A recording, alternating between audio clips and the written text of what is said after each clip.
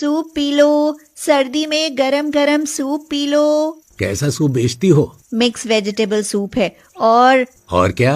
और special mushroom soup है बाबूजी। अरे वाह, गर्मा गर्म मशरूम सूप। मुझे तो मशरूम सूप बहुत पसंद है, दे दो। और मुझे जल्दी से मिक्स सब्जी वाला सूप दे दो। गरम गरम सूप पीने से ठंड से कुछ तो राहत मिलेगी। शीतल एक गरीब सूप बेचने वाली थी। पिछली गर्मियों तक तो शीतल अपने ससुराल में अपने पति उमेश के साथ ही रहती थी। उसका पति उमेश पढ़ा लिखा और अच्छी सरकारी नौकरी पर था, मगर शीतल अनपढ़ थी। जबकि अनपढ़ होते हुए भी वह बहुत ही समझदार और हर काम में निपुण थी, लेकिन फिर भी उमेश के मन को वह जरा भी न भाती थी। एक बेटी का बाप बन जाने के बाद भी वह शीतल से रोज लड़ता झगड़ता रहता था। शीतल, अरे ओ शीतल, कहाँ मर गई? टिफिन लेकर आती है या नहीं? अरे बिना टिफिन के ही ऑफिस जाऊं? ये लो टिफिन उमेश। ये क्या, अनपढ़ कहीं की। इस टिफिन की शक्ल तो देख, कितना आटा लगा है इस पर। आटे के हाथ थे इसलिए थोड़ा लग गया होगा। लाओ मैं अभी साफ कर देती हूँ। बस बस रहने दे, अपने इस टिफिन को अपने पास ही रख। मैं लंच किसी होटल में कर लूंगा, गंवार कहीं की। यह कहकर उमेश बिना टिफिन के ही ऑफिस के लिए निकल जाता है। एक दिन की कहासुनी होती तो शीतल शायद कुछ महसूस ना करती, पर यहाँ तो यह रोज का मामला था। बेचारी शीतल, वह हर समय रोती ससकती रहती थी। पता नहीं माँ बाप ने क्या सोच कर मुझे इसके साथ बांध दिया। मैं इनके लिए कुछ भी कर लूं, पर ये तो कभी खुश होते ही नहीं। उमेश अपनी पढ़ाई लिखाई और अच्छी नौकरी के घमंड में इतना पागल था कि न तो उसे शीतल की अच्छाइयां दिखती थी और न ही उसे बेटी आकांक्षा के ही भविष्य की चिंता थी। उसे तो माँ बेटी दोनों ही कांटे की तरह चुभती रहती थी। इसीलिए एक दिन वह मन ही मन सोचता है, इस अनपढ़ जाहिल औरत के लिए अपनी जिंदगी क्यों खराब करनी भाई?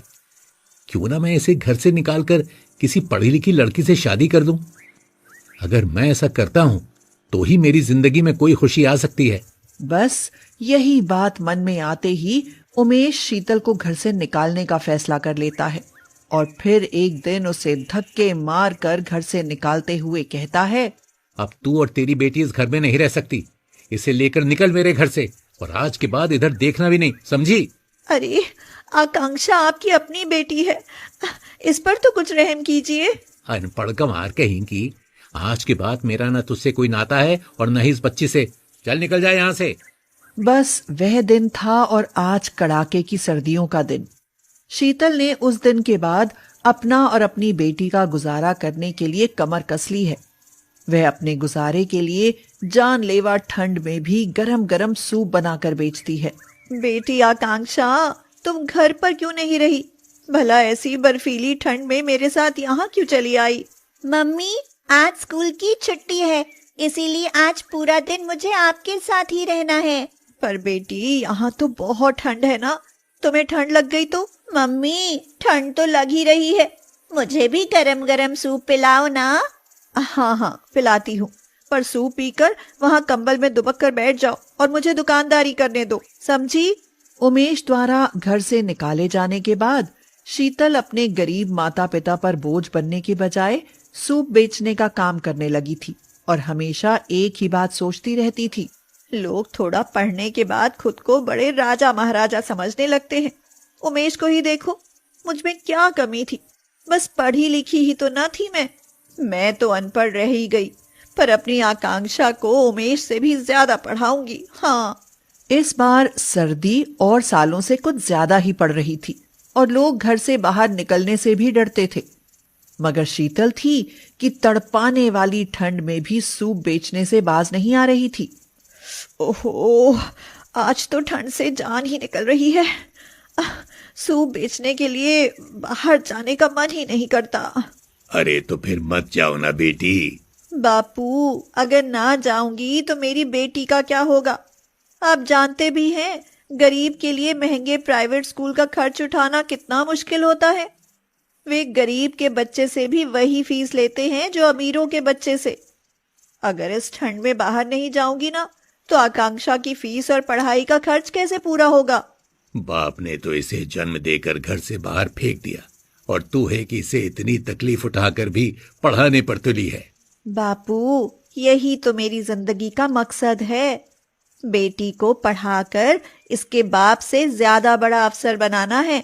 अगर यही बात है तो जो तेरे दिल में आए कर बेटी, पर याद रखना गरीब के बच्चे गरीब ही रहते हैं। बस करो बापू, मैं ये नहीं मानती। यह कहकर शीतल बर्फीली सर्दी में भी सूप बेचने के लिए निकल जाती है और फटे पुराने स्वेटर में थर थर कांपते हुए सूप बेचने लगती है। बहन, तुम्हारा सूप सबको अच्छा लगता है और बिकता भी बहुत है, मगर फिर भी तुम इतनी सर्दी में फटे पुराने स्वेटर में खड़ी कांप रही हो। क्या तुम ढंग के कपड़े नहीं पहन सकती? भाई, पहले जिंदगी तो ढंग पर आए, तभी तो ढंग के कपड़े पहन पाऊंगी। कड़ी ठंड में शीतल की ऐसी बात सुनकर ग्राहक कुछ नहीं बोलता है। वह सूप पीकर चुपचाप चला जाता है। फिर समय बीतता जाता है और शीतल सूप बेचकर आकांक्षा को पढ़ाती जाती है। आकांक्षा स्कूल से कॉलेज पास कर एक बड़ी कंपनी में सॉफ्टवेयर इंजीनियर बन जाती है और एक दिन उसका फोन आता है। हेलो माँ, माँ। आकांक्षा बेटी, तेरी माँ तो सूप बेचने गई है। वह फोन घर पर भूल गई। मैं तेरी नानी बोल रही हूँ। नानी, आपको एक खुशखबरी सुनानी है। नानी, मेरी एक बड़ी कंपनी में नौकरी लग गई है। अरे वाह, यह तो बहुत बड़ी खुशखबरी है बेटी। तेरी माँ सुनेगी तो फूली नहीं समाएगी। आखिरकार हमारी शीतल ने कर ही दिखाया। अब कह सकता हूँ कि गरीब के बच्चे भी अपनी मेहनत से कुछ बन सकते हैं। उस दिन भी बहुत ठंड पड़ रही थी और साथ ही घना कोहरा भी फैला था। शीतल के तन बदन में कपकपी बंधी थी, मगर वह ठंड की परवाह न करते हुए सूप बेचने लगती है। आइए आइए, ठंड से बचने के लिए गरम गरम सूप पीने के लिए आइए। शीतल जैसे ही आवाज लगाने लगती है, फटे पुराने कंबल में लिपटा एक आदमी उसके पास आता है। वह ठंड से कांप रहा था। दिखने में किसी बीमार भिखारी से कम न था, मगर उसे देखते ही शीतल चौंक जाती है और कहती है, अरे उमेश, तुम और इस हालत में? यह सब मैं क्या देख रही हूँ? शीतल, ये सब मेरे कर्मों का दंड है। मैंने तुम्हें घर से निकालकर बड़ी भूल की। पर तुमने तो पढ़ी लिखी लड़की से शादी की थी, मेरी तरह उसे भी छोड़ दिया क्या? यह सुनकर उमेश रोने लगता है और रोते हुए कहता है, मैंने उसे नहीं छोड़ा, वही मुझे छोड़कर चली गई। सुख में साथ रही पर दुख में साथ न दिया। बीमारी के कारण सब खत्म हो गया, घर तक बिक गया मेरा। अब तो भिखारी के जैसे किसी दिन सड़क पर ही दम टूट जाएगा।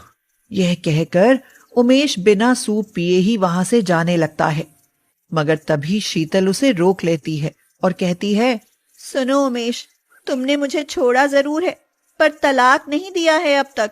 अब तो मेरा दुनिया से ही तलाक होने वाला है शीतल, अब उसकी जरूरत नहीं पड़ेगी। पर मैं विधवा बनकर नहीं जीना चाहती। उमेश, तुम तो मेरा सहारा न बन सके, पर मैं तुम्हें बेसहारा नहीं छोड़ सकती।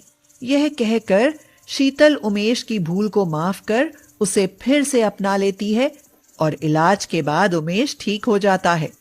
बेटी आकांक्षा घर वापस आती है तो मम्मी पापा को साथ साथ देख बहुत खुश होती है।